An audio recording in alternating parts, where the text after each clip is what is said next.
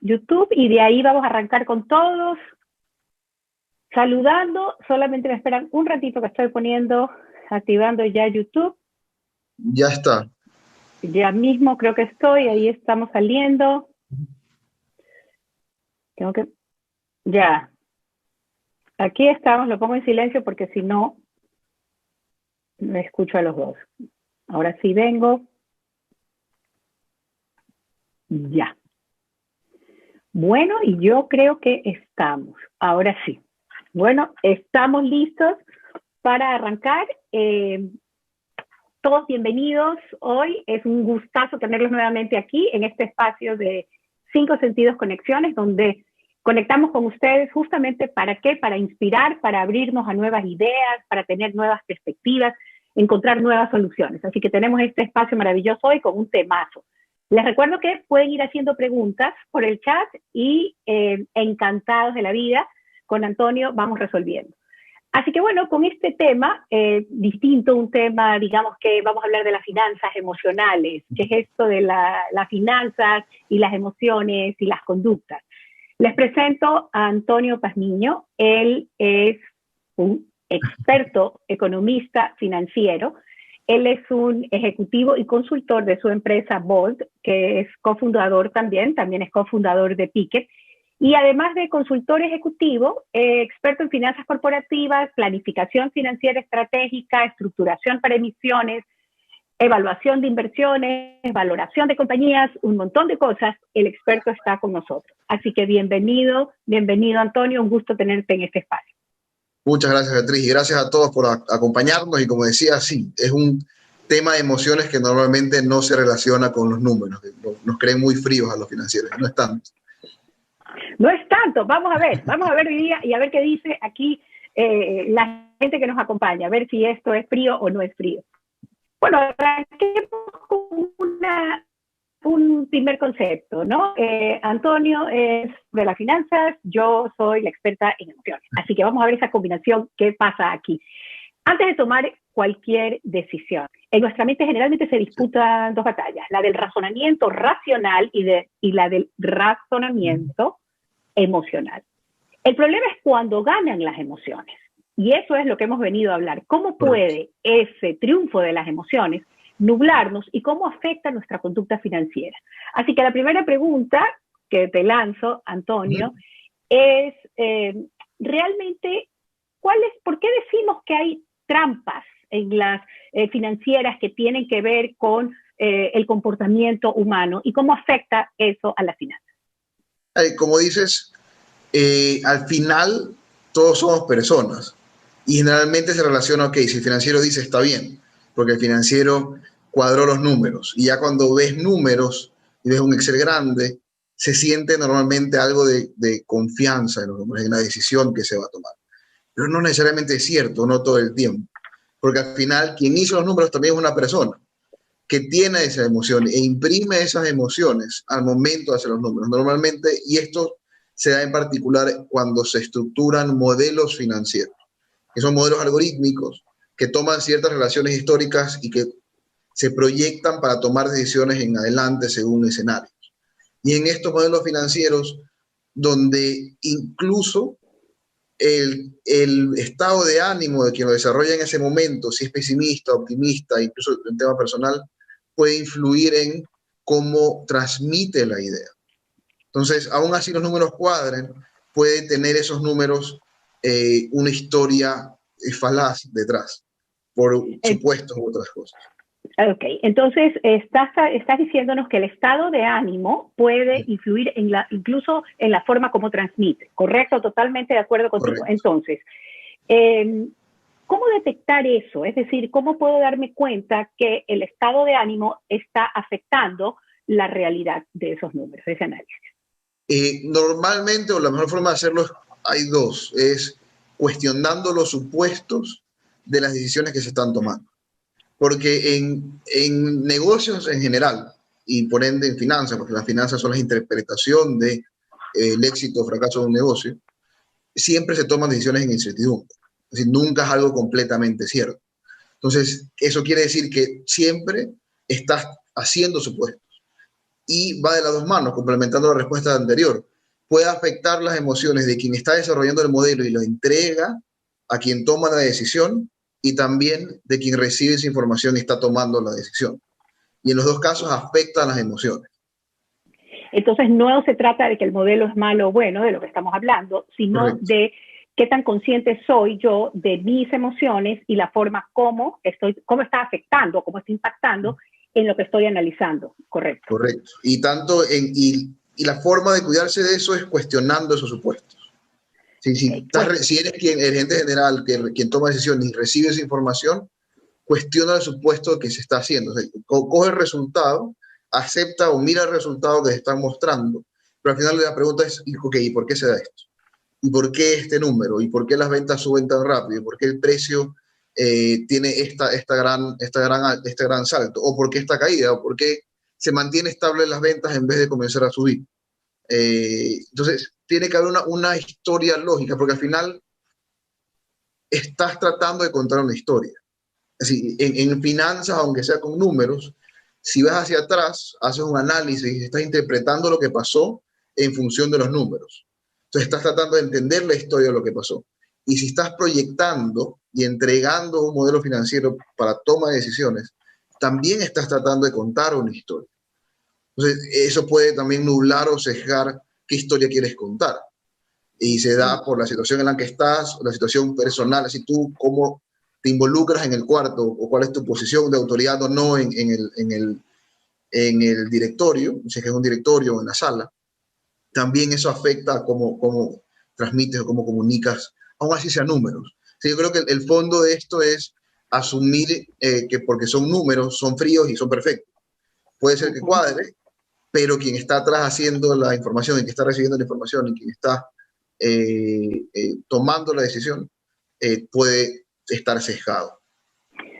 Clarísimo, se me vienen varias cosas a la cabeza. A ver, una, has dicho, tienes que cuestionar para asegurarte que lo que estás diciendo tiene más realidad que irracionalidad, por decirlo así, o más emocionalidad. Entonces, no tenemos que incomodarnos o molestarnos cuando están cuestionándonos.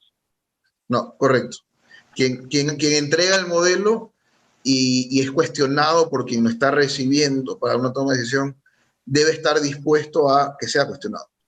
Una crítica constructiva, una crítica que al final lo importante y depende de las reglas tácitas o explícitas del tipo de reunión que tengas, que normalmente es mensual o semanal, que estar abiertos y que como equipo hay que llegar a lo más cercano a la verdad objetiva y no a yo tener razón o que tú tienes razón o que gana mi idea o gana la tuya. Y es estar de acuerdo, y eso es lo difícil, porque puede ser que el modelo esté bien, es decir, puede ser que incluso el modelo esté bien, que sea muy preciso, pero que va al contrario de la idea de algún líder sentado en una mesa o al contrario de la idea de lo que está proponiendo el líder general de la compañía. Claro. Entonces, hay que plantear eso, y es parte de la experiencia que hemos tenido, y lo decimos de frente con los clientes, le decimos, mira, incluso yo hago mejor mi trabajo mientras menos te gusten las cosas que yo te digo. Y entramos a hacer a romper esa pared que muchas veces hay como externos. ¿Sí? Nosotros como externos entramos a romper una pared que muchas veces hay entre el líder de la compañía y los gerentes o los líderes de cada departamento, o el líder financiero. Porque yo estoy en una posición donde sí puedo hacer ese papel. Ok, entonces mira la pregunta interesante que nos están haciendo acá. Dice, los números son fríos. ¿Cómo pueden tus sentimientos involucrarse en esa historia? No puedes esconder la realidad o la verdad, salvo que con intención lo provoques. Ahí me atrevo desde la inteligencia emocional y esa experiencia que tengo, esa especialización, a decir sí, efectivamente que sí, porque las emociones pueden nublar la razón. Sobre todo, nos está diciendo Antonio, si yo tengo algún tipo de relación con esa persona o de jerarquía, o hay a lo mejor miedo, o hay ego, sí, claro que sí. Y es posible que no te des cuenta. Y eso es lo grave del asunto. Es decir, correcto, que no haya conciencia emocional de que lo que estoy sintiendo está tergiversando, poniendo suave, poniendo bonito esto de acá. ¿Qué dices correcto tú de eso que nos han dicho? De acuerdo, y complementando eso, aunque no lo parezca, siempre tengo una filosofía personal, ¿no? Que siempre es culpa, si tú estás liderando un equipo, es culpa, de alguna forma es culpa tuya, del líder. Y cabe en este caso, porque depende de cómo el líder de la compañía reacciona a las malas noticias, te las van a dar o no te las van a dar.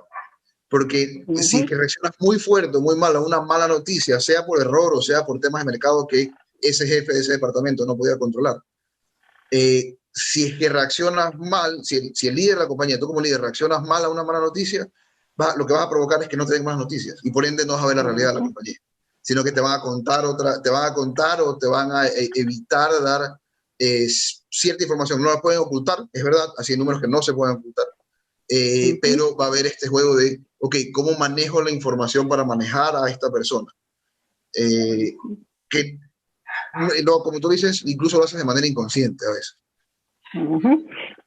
Exactamente, y esto que estás diciendo también lo relaciono con lo que dijiste hace un rato, es decir, en las relaciones que hay, a veces tendemos a buscar a esas personas que queremos que nos aprueben, que nos confirmen, que nos avalen. ¿Pasa también en las decisiones financieras? 100%, y va a la mano lo que estábamos conversando, ¿no? Dices, es mejor un espaldarazo del jefe a que te digan, no, sabes que estás loco, sal de aquí, no puede ser que estemos perdiendo plata, por ejemplo. O cómo pasó esto, cómo hasta que llegue a esto. Hay ese juego de ego, ese juego de culpas, y por eso, y insistimos, o insisto, es tener lo mejor que puede pasar es tener esa regla explícita, decir, no, como equipo que estamos al frente de esta compañía, tenemos que interpretar de la mejor manera la información para llegar lo más cercano a la verdad, porque incluso no la vas a ver, incluso aún así lo quieras hacer, no la vas a ver toda completa. Y aparte de eso, tienes las emociones, entonces tienes muchos filtros entre con qué información o con qué criterio tomas la decisión con la verdad de lo que está pasando en el mercado, lo que está pasando en el negocio. Entonces sí tiene que haber esa libertad o esa apertura de cuestionar y de juntos llegar a la verdad. Y pienso en otra cosa más, algo natural en el ser humano, y es la necesidad de la satisfacción inmediata. Entonces, eso puede afectar también el momento que tienes que tomar decisiones que deberían ser de pronto a largo plazo y no a corto. Cuéntanos un poco de eso. Eso también, normalmente en temas de compañías, a tema personal pasa eso, ¿no? No ahorras, sino que te vas de viaje, no ahorras y te compras la camisa. En tema de compañías muchas veces en ese caso se da por estas oportunidades de oro, y que dices, tenía esos recursos listos para invertir en algo que tenía planificado 5 años, pero se te presenta por ahí una oportunidad de oro que dices, no puedo dejar de pasar, y te nubla todo el resto. Tenías un plan de 5 años, pero esa oportunidad es tan brillante, si te llama tanto la atención que desvías o cambias el plan de un día para otro y comienzas a gastar en eso. Eso normalmente, eso es tal vez un símil en el mundo corporativo. Y eso es entonces lo que hace que no ahorremos en nuestra vida diaria, sino que queramos satisfacernos inmediatamente y no pensar a futuro. Y aunque normalmente cuando estás en una compañía ya arriesgaste, ¿no? Ya sabes que tienes que invertir para esperar 5 años y esperar 5 años a que comience a dar venta. Entonces, sí hay ese concepto de inversión en todo caso. Ok, ahora hablemos del otro lado, ¿verdad? Es esa aversión, ese temor, ese rechazo total al riesgo. Es cierto que el que, en tal caso, lo contrario, el que no arriesga no gana. Sí, cuando estás en negocio, sí. Sí, no hay negocio sin riesgo. Como te decía, en cualquier decisión que vayas a tomar, tú no puedes estar completamente seguro que va a llegar el presupuesto de ventas, por ejemplo. O que la máquina cuando llega puede pasar. Así que tienes esta oportunidad increíble. Hay un nuevo nicho de mercado, nos ha pasado. Se hace la inversión más grande que ha hecho la compañía en los últimos 3 años. Llega la máquina y toma más tiempo de lo necesario que la máquina comience a funcionar. Es un riesgo que tenías que correr igual. Era una posibilidad. Y esos 4 meses tienes que coger más deuda para poder aguantar. Te pasaste del presupuesto de instalación de la máquina. Porque cuando llegó la máquina, y es cierta entre preparación e incertidumbre también, y cuando comienza a producir la máquina al fin, la demanda no se activa tan rápido como esperabas, entonces tienes que invertir un poco más en marketing o en publicidad para que la inversión rinda. Son cosas que pasan, pero también, y son cosas que no puedes prever del todo, porque aún así hagas el modelo financiero perfecto, tienes que simplificar los supuestos. Ese es otro problema que es difícil de evitar. Tienes que simplificar los supuestos para entender la decisión que estás tomando, pero eso no quiere decir que no la tienes que tomar. ¿Cómo evitas eso? Tratando de tomar decisiones o riesgos medidos. ¿Y a qué me refiero con riesgos medidos? Es entender las probabilidades de cada escenario. ¿Sí? ¿Qué pasa si es que se demora 4 meses en vez de 2 meses en poner a producir la máquina? ¿Cuánta plata necesito? E igual de importante, sí, eso es el escenario negativo, ¿no? Que te falte plata. Pero ¿qué pasa si en un mes se pone a trabajar cuánta plata puedo ganar? ¿Y qué tan probable es un caso y el otro? Y igual de importante es el impacto de esa probabilidad, la cuantía del impacto, porque puede ser que en el escenario que pierdes, pierdes 10, pero en el escenario que ganas, ganas 100. Y esos 10 realmente sí lo podrías costear si es que pierdes en el escenario y puedes tomar la decisión. O lo contrario, que si pierdes, pierdes 100 y si ganas, ganas 200, pero esos 100 te quiebran. Entonces hay que entender la probabilidad de los casos y también el impacto de esa cuantía, la cuantía del impacto de esos dos casos. Ahora, digo, y una vez que lo entiendes, ¿será que esto no es para todo el mundo, sino para los emprendedores, para los que tienen ese espíritu? ¿Por qué? Porque existe otra tendencia del ser humano, que es querer tener todo bajo control. Entonces, eso de trabajar con supuestos, ¿cómo se hace cuando quieres tener todo bajo control? Hay dos caminos, o no emprendes, porque efectivamente el empresario, el emprendedor está tomando riesgo y le gusta tomar riesgo, tiene el estómago para hacerlo. O estás emprendiendo, pero y lo he visto, y la muestra de eso, de ese control que necesitas tener en el campo financiero, es que haces 100 escenarios. Es el contrario. Si te sientes seguro con los números y quieres ver todas las posibilidades, que es imposible e innecesario, y quieres hacer 100 escenarios o llegar a un nivel de detalle innecesario o inconsecuente para la toma de la decisión. Y esa es la evidencia de ese control que alguien quisiera tener, aún así está emprendiendo, aún así sabe que está tomando riesgo, ya tomó un riesgo probablemente.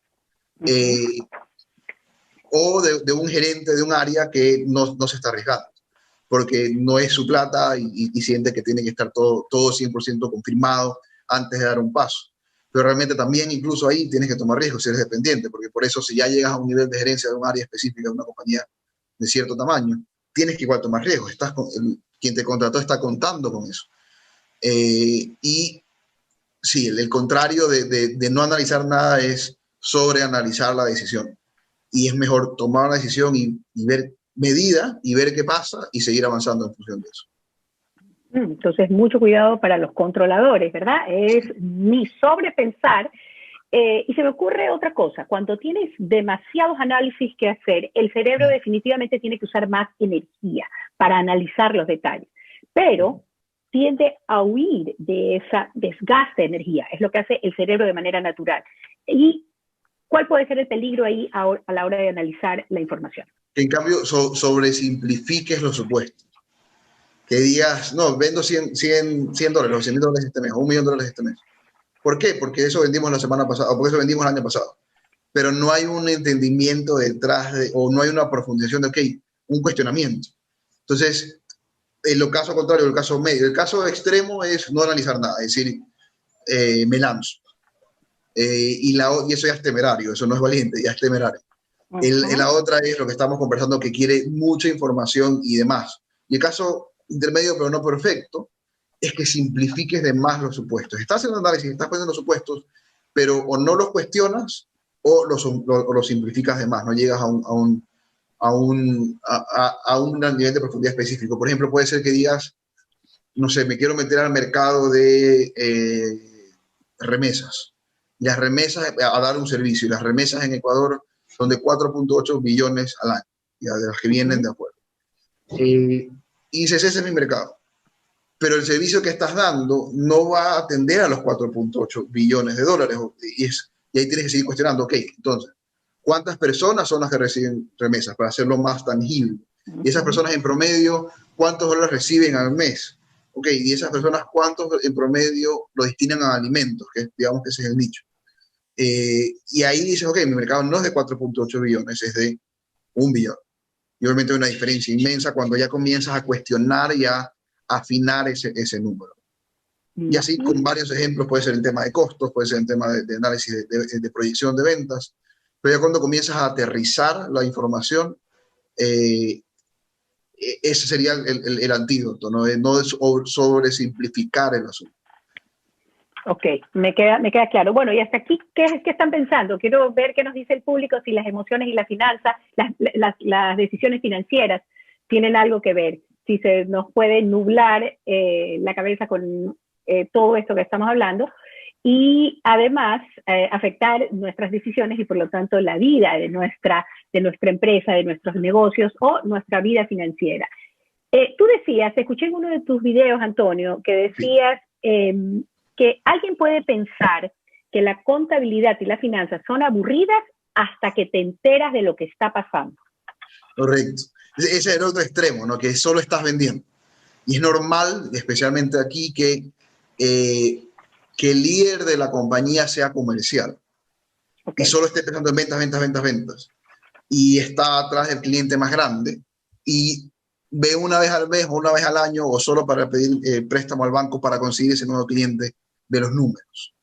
Y lo digo con bastante certeza y seguridad, ya que en estos tiempos que tengo haciendo consultoría para compañías que están en crecimiento, son los gerentes que tienen claros sus números los que tienen éxito. Porque también hay aversión a ver los números. Porque por un lado no te gusta o no quieres del todo aceptar que negociaste mal, por ejemplo. Que esa gran venta que hiciste resulta que no era tan rentable. Que estabas trabajando en una línea que ya venía siendo estable, de manera estable, rentable, y te llegó esta nueva oportunidad otra vez, con esa oportunidad brillante. Y que en números, en cifras, en volumen, era mucho más grande. Era 4 veces el volumen de venta. Y dices, no, tengo que lanzar la venta y promocionas la venta y a toda la compañía le dices, mira, estamos vendiendo tanto, pero no ves los números, no ves el margen. Y resulta que cuando vas al margen, estás ganando solo 50% más de lo que ganabas con la otra línea y resulta que el equipo está trabajando el doble. Entonces, en ese momento te estás dejando llevar por esa nueva venta, no estás viendo los números y cuando te caes y revisas los números y la contadora te dice, oye, nos falta plata. ¿Cómo que nos falta plata si acabo de vender 4 veces más lo que hemos vendido nunca? Pero sí, pero cuando lo vendiste, resulta que no era el mejor margen y aparte se tuvo que contar más gente para atender al cliente y no fue tan rentable el asunto. Entonces, si no tomas decisiones en función de números, en función de cifras, va a haber un problema. Ya, me queda súper claro. Entonces, si hablamos desde las emociones y volvemos a que las emociones empujan acciones, cuando hablamos de que algo me parece aburrido, entonces lo rechazo. Lo aburrido, ojo, escúchenme, lo aburrido no me mueve, no me motiva a hacer nada. Entonces yo me alejo, dejo encargadas las finanzas a alguien que se encargue. A mí lo que me gusta es vender. Claro, estás lleno de adrenalina, de cortisol, que te empuja, genera la emoción del triunfo, es como que estuviera jugando un videojuego, además se vuelve adictivo el hecho de vender y si eres gran vendedor, lo máximo, pero los resultados cero. Entonces, fíjense, entre una emoción absolutamente plana, aburrido, donde le sacas el cuerpo a algo, pero te estás dejando llevar por una emoción intensa que puede ser la emoción de alegría, de triunfo, de vender, no necesariamente significa que estás logrando el objetivo o teniendo una conducta financieramente inteligente. Y eso se da tanto en ventas como no es tan sexy decir, oye, ahorré plata, a decir en la compañía, en operación, como decir, cerré cliente más grande, o mira este producto que creé, qué increíble que es, y mira cómo ayudar, pero resulta que el producto no es viable financieramente, puede ser. Sí, puede ser que sí, tiene un mercado muy grande, da mucho valor agregado, pero el producto que desarrollaste es tu bebé, pero ya cuando lo comienzas a producir no es tan rentable como lo que estás importando, por ejemplo, que es más aburrido comprar y vender algo que tú diseñar algo nuevo. Entonces también se va por ahí esa emoción, que yo le echo la culpa a las películas, la verdad. Porque en las películas nunca te venden la idea de que el financiero es sexy, ¿no? Claro, mira, eso. Me gusta esto que estás diciendo, ¿no? Es cuando es tu bebé, cuando el producto es tu bebé. Más razón todavía, es decir, no puedes desapegarte de él y ojo, porque entonces pierdes lo que dijimos al principio, o sea, esas otras perspectivas, ¿no? Sino que tienes una sola visión. Me gusta también aquí, y en mi experiencia también veo que el ego puede dejarte llorando. finalmente, Sí, en las decisiones 100%. financieras. Uh-huh. Y en ese caso, y complementando la idea, especialmente en la parte comercial, cronológicamente primero es la venta. Y como financiero, tengo que aceptarlo, ¿no? Que el 80% de los problemas financieros se resuelven con más ventas. Punto. Pero cronológicamente primero es venta, pero al último, lo más importante es que tan rentable eres. Entonces, no importa si creciste en ventas, si no eres rentable o te falta plata. No, la compañía debe existir y al final la compañía existe para generar valor con la venta, porque el momento de que vendes algo, estás satisfaciendo una necesidad de alguien en algún momento. Y en el momento de satisfacer la necesidad, te generas valor. Y tienes que quedarte en la compañía con algo de ese valor que genera la sociedad, que es la rentabilidad, para poder reinvertir y seguir generando valor. Entonces, lo primero que hacemos cuando entramos a la compañía es tratar de darle esa prioridad otra vez a las finanzas, como este medidor de que la compañía está bien o mal. O sea, no puede verse la compañía como un solo indicador, ventas. Tiene que verse la compañía en su conjunto, tanto rentabilidad operativa, por ejemplo, como la rentabilidad del capital invertido. Hay unos que sí, el paso medio es que hay ciertas compañías que sí ven números, pero solo se centran en el estado de pérdidas y ganancias. ¿Cuánto vendí? ¿Cuánto me queda? Punto. Pero no están viendo el balance general, que es cuánto tienes invertido en inventario. Otro tipo de error, por ejemplo, es tengo la bodega vacía, la tengo que llenar. No puede ser que tenga la bodega vacía. Y no es lo ideal. Lo ideal es que la bodega sea muy activa, que todo el tiempo se esté moviendo, no que esté llena necesariamente. Uh-huh. Porque quiere decir que si tienes mucho inventario, tienes mucha plata congelada y aún así estés vendiendo mucho, estás usando muchos recursos para mantener ese inventario. Entonces, lo que te da las finanzas, lo que sí te da las finanzas, que puede ser sesgado por estas ideas brillantes, por ego y porque es tu bebé la venta o el producto, lo que da las finanzas es esta visión integral de lo que al final importa en los negocios, que es mantenerse vivo y hacer más plata para seguir reinvirtiendo. Sí, y viendo la vista de una actividad social como empresa, es hacer plata para seguir reinvirtiendo, siendo más productivo que tu competencia y por ende dándole más valor agregado a tu cliente final. Sea que el cliente final sea que vendas pañales o que vendas el insumo para el pañal. Siempre eso va a llegar a los humanos al final, a la sociedad. Si soy fiel creyente de que la empresa como tal es el mayor actor social de la compañía, porque está siempre satisfaciendo una necesidad de alguien. No existe para hacer... Necesitas plata para seguir sobreviviendo, pero el fin social implícito está satisfaciendo una necesidad. Entonces, algunos cuestionamientos que nos tenemos que hacer en el proceso, porque hay que parar y cuestionar nuestras creencias, ver cómo nuestras creencias, nuestra manera de pensar está afectando nuestras decisiones financieras, están estas cosas que estás diciendo. Uno, le repito, es esta acción, esta decisión que estoy tomando, permite mantener viva a mi compañía, me permite ser productivo, le está generando valor agregado. Entonces, fíjense, ¿no? Parar el mundo, como dice Mafalda, para en el mundo que me quiero bajar. O sea, podemos ir a toda máquina en automático, pero no analizamos qué es lo que estamos, cómo estamos pensando, si estamos favoreciendo más el cerebro emocional y nublando las decisiones racionales. Aquí hay otra pregunta y nos dice, ¿cómo puedes equilibrar las áreas, el área comercial y financiera administrativa? El líder no puede ser el que tiene como prioridad lo comercial, pregunta. Sí, esa es nuestra lucha de todos los días en Bold, y realmente parte del asunto es que unimos en Bold la parte financiera y la parte de ventas. Entonces ya nos peleamos en eso en los equipos internos, y ya cuando vamos al cliente está resuelto. Es decir, sí se puede conciliar, es más, se debe conciliar.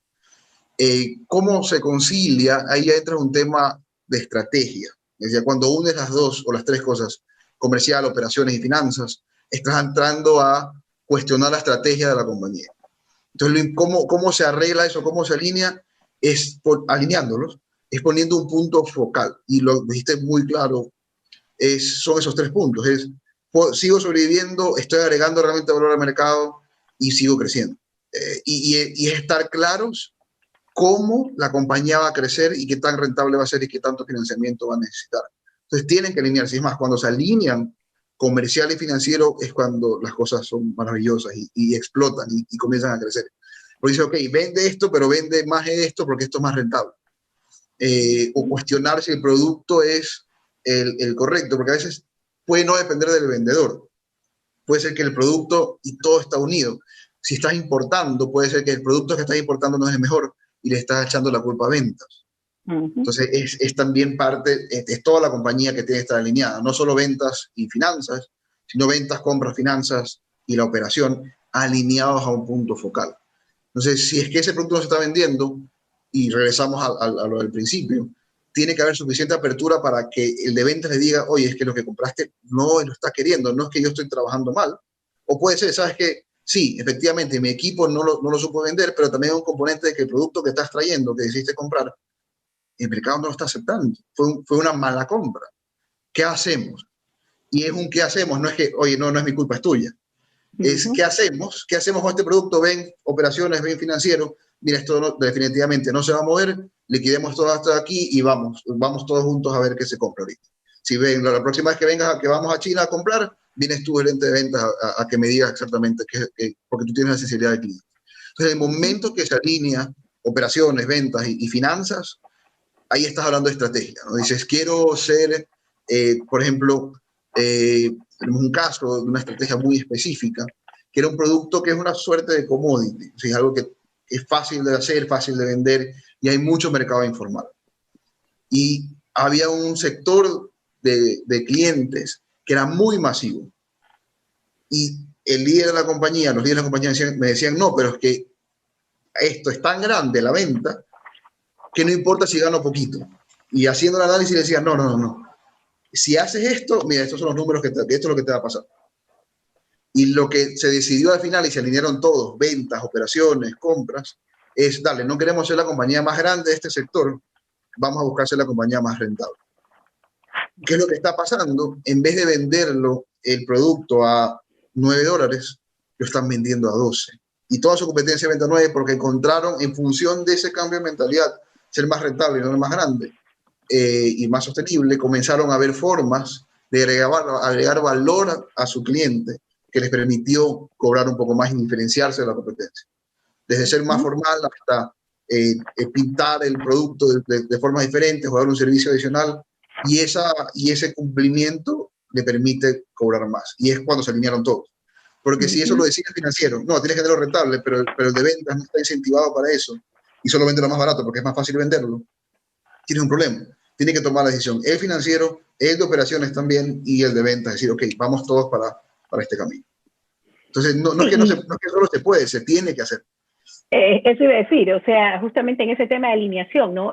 Tú no vas a la compañía o tú no entras a trabajar y vas a esperar que la gente te caiga simpática. Eso no se trata de simpatía, sino de empatía. Y la empatía, desde el punto, ¿qué es la empatía? ¿No? Tiene 3 aristas súper importantes. Es poder darme cuenta qué estás pensando, qué necesitas de mí o de la situación y qué es lo que conviene para este momento que estamos viviendo, ¿verdad? ¿Qué es lo que conviene para ti y para la compañía? ¿Qué es lo que conviene para las decisiones que estamos tomando? Entonces, la empatía va por encima de la simpatía. Eso no importa si me caes bien, me caes mal, o hablemos también de los favoritos. Ese también puede ser, ojo, un sesgo, una desviación de las creencias que te pueden llevar a tomar decisiones equivocadas. Entonces te vas a la China, como decía Antonio, pero con el favorito. Pero el favorito no te puede ayudar a pensar, ¿no? Entonces, súper importante lo que dices, es decir, esa alineación en las empresas.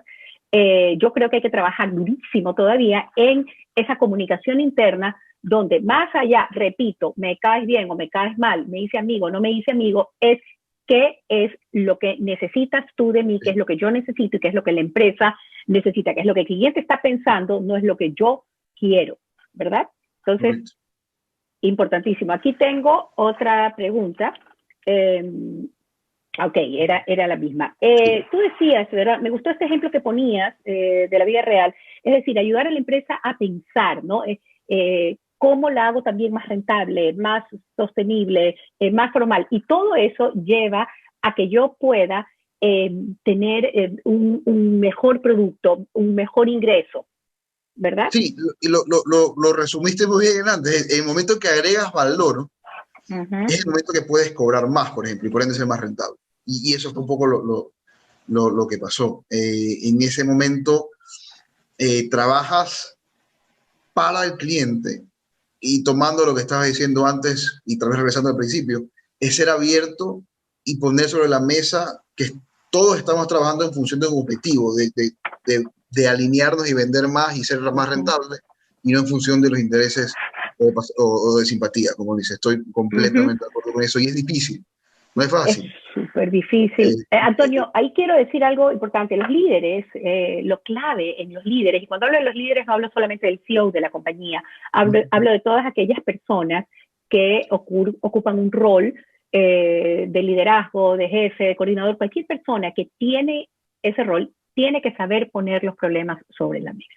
Sí, y es igual de difícil, especialmente si estás en una relación de dependencia. Lo comenzábamos antes, es muy difícil dar una mala noticia, porque al final lo que está en juego puede ser tu posición, puede ser tu sueldo, puede ser el bienestar de tu familia. Entonces, sí es algo de lo que los líderes tienen que estar muy conscientes al momento de pedir información y pedir resultados, y pedir y exigir resultados. Y otra vez es, el líder marca la marcha, marca el ritmo de marcha, marca el ritmo y la cultura en ese sentido. Y hay que ser consciente, así como cuando hacen modelos financieros que tienen sesgos quien lo está haciendo, también de esa situación personal. Había escuchado un líder que decía, ¿cómo quisiera que alguien me diga, cuando pregunto a alguien cómo van las cosas en el departamento, es increíble, pero no es necesariamente verdad, siempre te van a ser increíble, porque siempre nos ha enseñado que dar malas noticias no es lo mejor, o no nos ha enseñado a dar malas noticias. Entonces, pues, porque comienzan porque uno puede ser de los dos lados, ¿no? Quien da la noticia, el jefe de ese departamento, tiene en su cabeza que dar una mala noticia es que eres malo tú, y que te van a juzgar a ti y tu posición, y estás a la defensiva siempre. Y por otro lado, es también la posición del líder, de que cuando recibe una mala noticia de un ejecutivo, dice, no es que la situación está mal, no es que yo he fallado en no dar los recursos a ese ejecutivo, sino el ejecutivo está mal. Entonces viene de los dos lados y viene mucho de la cultura de la compañía. De acuerdo. ¿Y sabes lo que me hace pensar también? Me hace pensar en el tema de la negociación. ¿Verdad? La negociación es muy emocional. Estamos hablando de intereses, estamos hablando de posiciones. Háblanos un poco de cómo juegan estas emociones a la hora de negociar. La parte del aporte crítico de la parte financiera es darle un piso y un techo a quien vaya a negociar. Este es tu piso, no puedes bajarte de 10, este es tu techo, no puedes subir de 15, porque incluso subir de 15 ya no saca del mercado, pues. Y esa es la función, y decirle, mira, en este escenario esto es lo que pasa. Y ese es el aporte principal desde el punto de vista financiero, dar esa objetividad, toda esa frialdad en ese sentido. Y luego correr esos escenarios. Y también, pero ya cuando la persona que va a negociar, aparte de tener en cuenta eso, también tiene en su espalda, si es una negociación importante, el peso de que, chuta, si no logro esto, la compañía quiebra. Y entras con ese bagaje a la negociación, cuando es una negociación de líder a líder, por ejemplo. Pero sí soy de la idea de que todo el tiempo estás negociando con todo el mundo también. Así que al final, incluso en la situación que describíamos antes, entre este ejecutivo y el líder, está negociando de su autoridad frente al líder para después proponer otra idea que sea más arriesgado, que le convenga más a él. Todo el tiempo estás creando autoridad y negociando con esa autoridad, y pasa a la interna, no solo con proveedores. Y ahorita, regresando al tema a la externa con proveedores o clientes o otros stakeholders, especialmente en esta época de crisis, donde a todo el mundo le ha tocado negociar. Es imposible que cualquiera que está ahorita y sigue vivo en el negocio no ha negociado. Es imposible que no haya negociado. Y el mensaje que le dimos a nuestros clientes en esa época es: todo el mundo está en el mismo bote. Si ahorita todos tenemos que remar hacia el mismo lado, no lo estoy haciendo, y tampoco puedes parecer egoísta en ese sentido de que solo estás pidiendo. Tienes que parecer y realmente hacerlo, ceder algo para llegar a un punto medio, aunque suene trillado, ¿no? Pero es algo en el que los dos puedan avanzar y los dos estén ganando de alguna forma, y que no solo tú estés ganando, porque es peor no llegar al negocio, aún así no sea óptimo para ti, que hacer algo subóptimo. Lo refraseo. Es peor no hacer el negocio y perder el proveedor, por ejemplo, que te tiene contigo 20 años porque te subió 20 centavos y que tiene una relación de confianza, y realmente decirle, dale, te pago 18, es mejor pagar esos 18 a no tener al proveedor con el que tienes confianza. Entonces es mejor siempre concretar la negociación. Claro, entonces estamos hablando de que la negociación es súper emocional en el sentido de que o yo peleo posición, es decir, me subiste lo que no me tenías que subir, cómo no me dijiste, o fíjate, no, la situación, yo estoy perdiendo, es decir, yo me pongo en una posición ya sea de víctima o de lo que sea que me ponga, pero la peleo con fuerza, o realmente entro a preguntar sobre cuáles son los intereses que tenemos, cuáles son los intereses Correcto. diferentes, cuáles son los intereses que tenemos en común y poder ampliar ahí ese pastel. Y es increíble eso, en ese momento, porque si hay una pregunta sincera y confianza con la otra parte, le dices, ¿qué? ¿Pero por qué me estás subiendo? No, es que, mira, a ese volumen no me da, dale, te compro más, al otro precio. Porque, mira, te presento a este otro cliente, o yo agrupo la demanda de un cliente o de varios clientes para comprar en conjunto y tú me mantienes el precio. Entonces, ahí entras a ese tema de intereses y no de posesiones. Y es un ejemplo real, y es sencillo, ¿por qué me sube el precio? Porque el volumen que me compras no es suficiente. No te preocupes. Yo junto a todos mis vecinos, te compramos en conjunto, ya hago que dejen de comprar al otro, como tu precio es mejor que el del otro, estamos todos felices. Y él subió su precio, o mantuvo su precio, o mantuvo el volumen que quería mantener, y avanzas. Es una conversación de necesidades, de intereses y no de posturas, no de posiciones, buscando este ganar-ganar. Yo te quería preguntar también si es que, o mejor dicho, volviendo a poner el problema sobre la mesa, ¿no? Cuando pones el problema sobre la mesa, efectivamente lo que tú decías, hay que estar negociando todo el tiempo. A lo mejor te sientas en la primera mesa, a lo mejor en la segunda, a lo mejor en la tercera. Entonces, estas habilidades de poder comunicarte y de poder llegar son importantísimas. Si yo te pregunto a ti, Antonio, ¿cuáles son las cualidades que debe tener el equipo de primera línea para tomar buenas decisiones financieras? Entonces, estoy hablando de, ok, llamo a mi gerente de primera línea, ¿cuáles serían esas cualidades que yo necesito? Que no necesariamente son finanzas. No, es más, encontré el término, o escuché el término, creo que mejor describe la situación ideal, es intelectualmente honestos. Porque todos son inteligentes, ¿ya? Y ese es el punto, cuando estás en esa primera línea, todos son inteligentes, pero al mismo tiempo, porque son inteligentes, también juegan mucho el tema del ego. ¿Ya?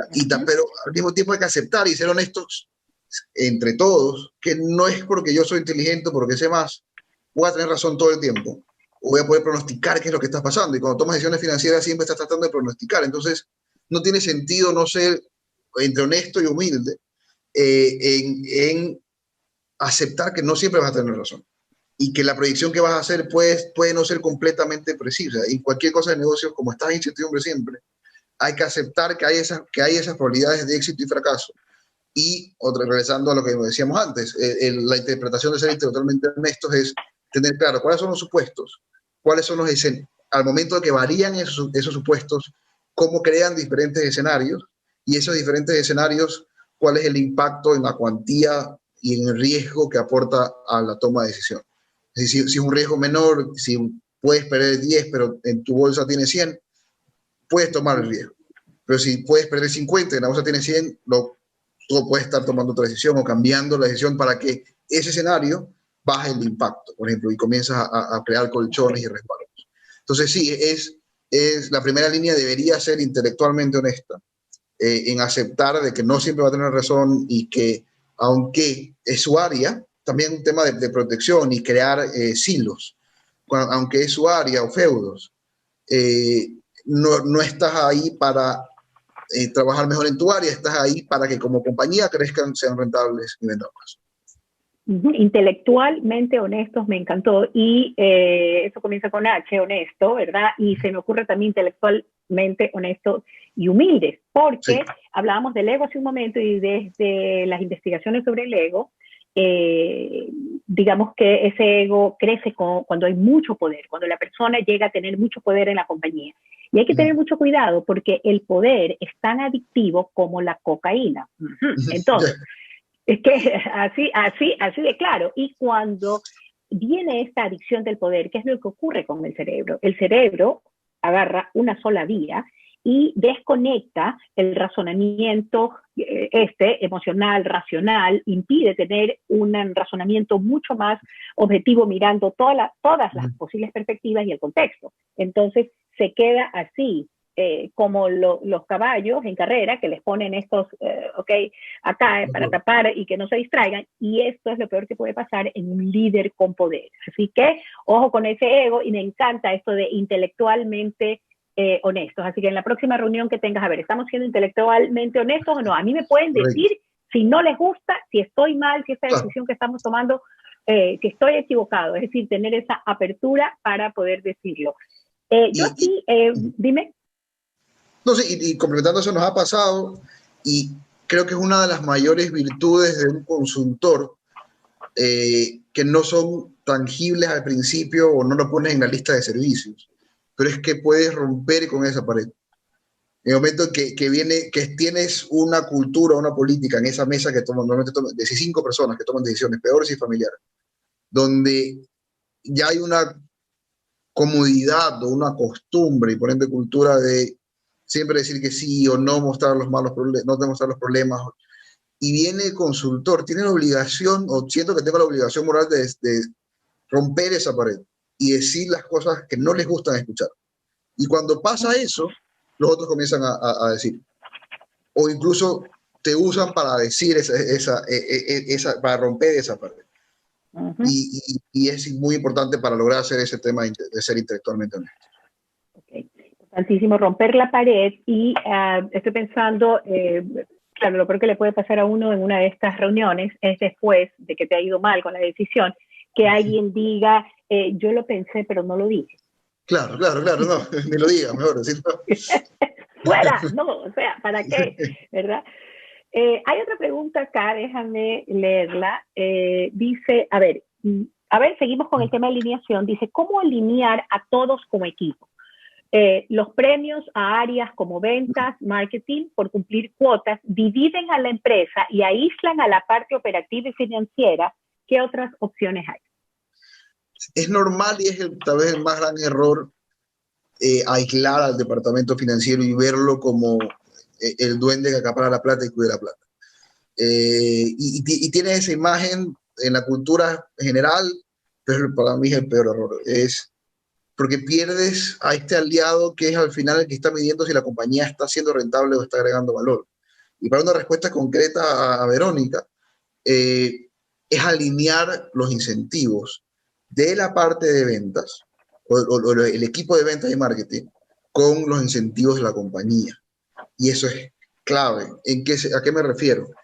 Normalmente cuando hay este tipo de problemas y el equipo de ventas, lo normal que pasa es lo siguiente. Digamos que compras, cuando no estén alineados, consigue un producto muy bueno, que aprobado por finanzas, que es muy rentable, y obviamente ese producto tiene que ser empujado por el equipo de ventas. Pero es más caro de lo que normalmente vende el equipo de ventas.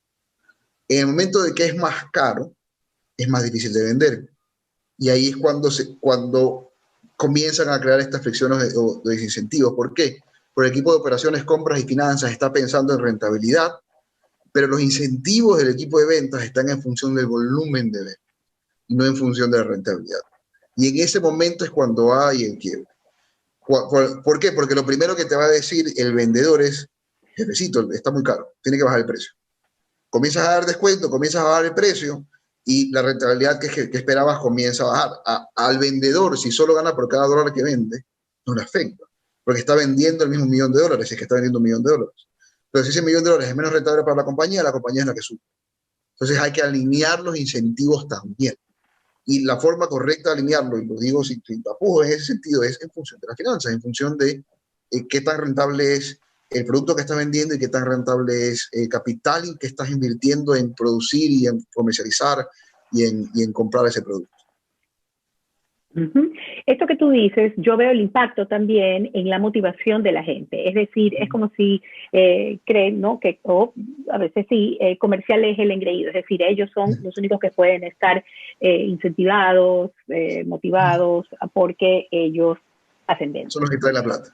Exactamente. Sin embargo, desde la asesoría que damos en gestión de cambio, uno de los aspectos importantísimos para que los seres humanos avancen y adopten los nuevos proyectos es justamente los incentivos. Es decir, tener un refuerzo, ya sea un refuerzo de bravo, logro, reconocimiento, ya sea incentivo económico, pero un refuerzo que te diga, hey, lo estoy haciendo, lo voy logrando, ¿verdad? Correcto. Así que súper importante esa pregunta. Estamos llegando al final, Antonio, y me gustaría que tú nos concretes acá algo importante que te he oído a ti decirlo en alguno de tus videos.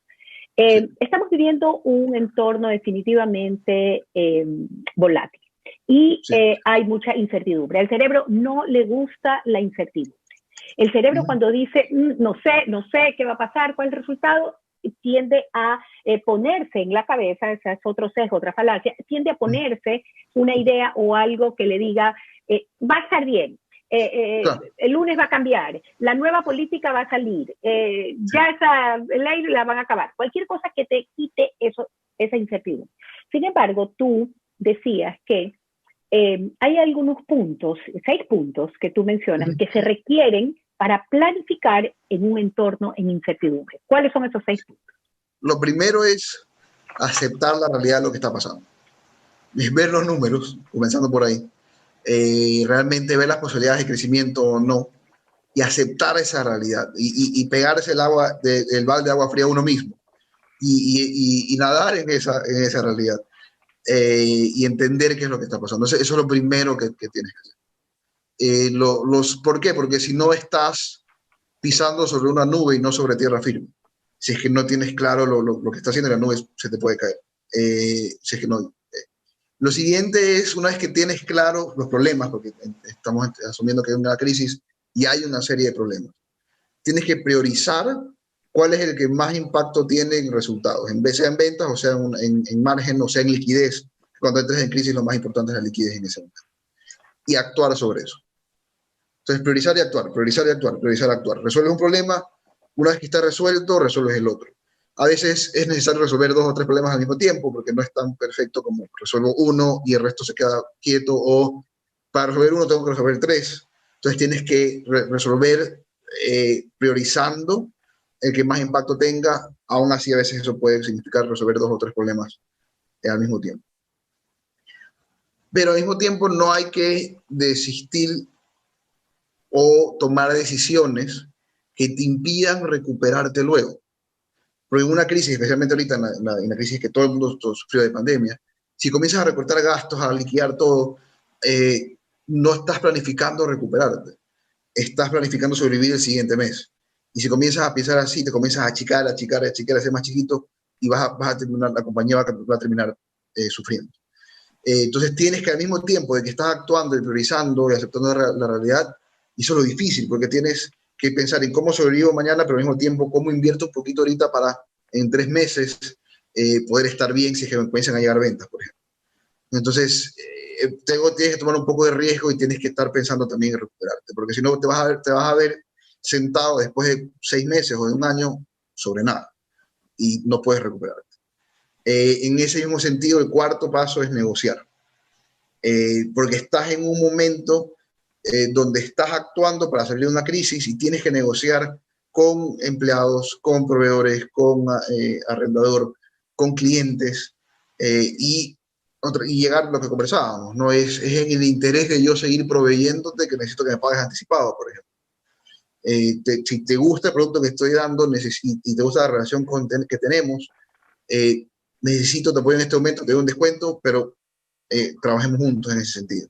Lo mismo con un proveedor o el tema de alquileres. Necesito que me esperes, necesito salir de esto y te comienzo a pagar con intereses o te comienzo a... Siempre hay una forma de ceder en la negociación, pero es súper importante negociar con el objetivo claro de que la idea es que los dos salgan adelante, ¿no? De ahí, en una crisis, normalmente la periodicidad de control, que es el quinto paso, debería ser mucho más corta. Normalmente revisas una vez al mes, una vez al trimestre los números, o incluso una vez al año, porque estás muy bien en ventas y ves que tienes plata en la cuenta. La típica es, si tienes plata en la cuenta, estoy bien. No necesariamente. Entonces, y peor en una etapa de crisis, donde te falta plata incluso. Entonces, el control, en vez de hacerlo trimestral o semestral, lo tienes que hacer al menos mensual, si no es semanal, e incluso diario, para saber exactamente qué es lo que está pasando. No lo vas a controlar todo, pero sí los puntos claves de manera diaria, a manera semanal controlas, amplías los puntos que estás controlando y a manera mensual ya ves la figura completa. Y el último punto es no dejar ese optimismo, pero realmente cuando estás en una crisis, saliendo de una crisis, tienes que trabajar el doble para ganarte el escenario optimista, porque estamos asumiendo que en la parte de planificación, en el tercer paso que estábamos comentando, has hecho un escenario pesimista, medio y optimista, y el optimista para salir de la crisis. Entonces, pero para ganarte ese escenario optimista tienes que trabajar el doble lo que trabajabas antes, probablemente. Entonces, no es que tiene que pasarte o ocurrirte el escenario optimista, tienes que trabajar. Eso son un poco la curva desde aceptar y comienza a bajar, comienzas a negociar, en la mitad estás negociando y planificando, sobrevivir y recuperarte al mismo tiempo. Esa dualidad es difícil de mantener. No, estoy a punto de quebrar, pero al mismo tiempo tengo que pensar los siguientes 6 meses para no quedar mal con el cliente. Estás en la parte baja de la curva, estás negociando y planificando eso, y cuando comienzas a subir es que tomaste una acción, estás controlándola diariamente y estás trabajando el doble para ganarte ese escenario optimista. Y ahí ya sales de esa. Fíjate que lo que estás diciendo nos obliga entonces a revisar el estilo de liderazgo. Es decir, cómo estoy liderando en este momento es cómo voy a lograr el objetivo que quiero. Estoy liderando con las conductas, con las creencias, liderando a mi equipo, teniendo las conversaciones, la alineación adecuada para lograr el objetivo que quiero. Estoy agregando valor a lo que hago, estoy siendo súper productivo, eficiente. Y tú acabas de decir, el último me encanta, trabaja el doble, pero ojo, que si sigues trabajando el doble o el triple sin haber hecho todo este autoanálisis o este autoconciencia, que es la habilidad número 1 de los líderes en la inteligencia emocional. El 80% del éxito del liderazgo depende de tu inteligencia emocional. El 80%, fíjense ustedes. Entonces, estamos hablando de sí. Antonio nos dice, trabaja el doble para que logre. Trabaja el doble, pero revisa cuáles son tus conductas, cuál es el estilo de liderazgo que estás llevando ahora. Y nos está diciendo entonces, primero, pégate el balde de agua fría. Sí. Anda y métete ahí en eso que a lo mejor te aburre, o en eso que estás dando por hecho, que está manejando, o en eso que no quieres ver porque tienes miedo. Correcto. Las emociones empujan acciones. Además nos ha dicho, prioriza, pero no lo dejes en el papel, de ninguna manera, actúa. Tienes que energizarte, meterte adrenalina, cortisol, la incertidumbre, la frustración, son emociones desagradables, pero también nos ponen a andar. Y lo tercero es planifica, dijiste, entonces hazte la pregunta, ¿y esto que estoy haciendo me está permitiendo recuperarme? ¿Cuáles son las acciones que me llevan a recuperar? ¿Qué decisiones? Tenemos que reunirnos para pensar, además de esto que estamos controlando, que estamos recortando, ¿cómo nos vamos a recuperar? De ahí nos dijiste la otra, negocia, pero no desde las posiciones, desde lo que tú quieres. No, es que a mí me gusta salir ganador. No, eso tiene que ver con ego, eso no es inteligente. Tienes que negociar desde una comunicación de intereses, de necesidades, abrir el abanico de los dos lados. El momento que tú sabes lo que el otro necesita y él sabe lo que tú necesitas, amplías el pastel. Y bueno, controla, dijiste también, ¿verdad? Que lo controles de manera... Ok, diario. O sea, si es diario, es diario. Así podemos vivir en un entorno de incertidumbre y por supuesto también, entonces eso agrega aumentar autoconciencia, que es conocer qué es lo que pienso, cómo afecta mi conducta, cómo me afectan los demás a mí y, por supuesto, ser mucho más eficiente en esas decisiones que tengo. La inteligencia emocional es lo que te permite hacer un líder mucho más efectivo. El 80% del liderazgo depende de esa inteligencia emocional. Antonio, muchísimas gracias. Hemos abierto un temazo. De acuerdo. Así que con esto nos despedimos. ¿Qué dicen? Yo creo que estamos. Y bueno, nos hemos de ver por acá de nuevo, ¿ok? Chao. Paso bien. Chao, muchísimas gracias. Bye, bye.